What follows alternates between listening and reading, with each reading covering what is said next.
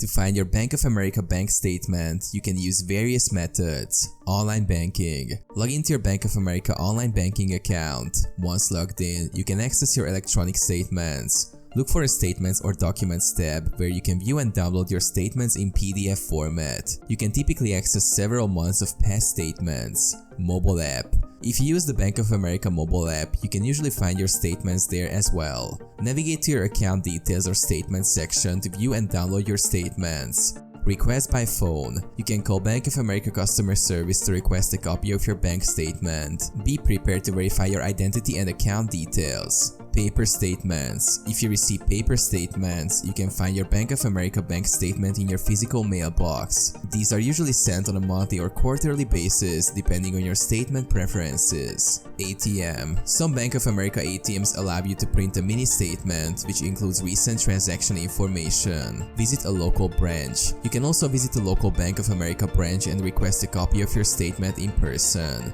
Be sure to bring identification.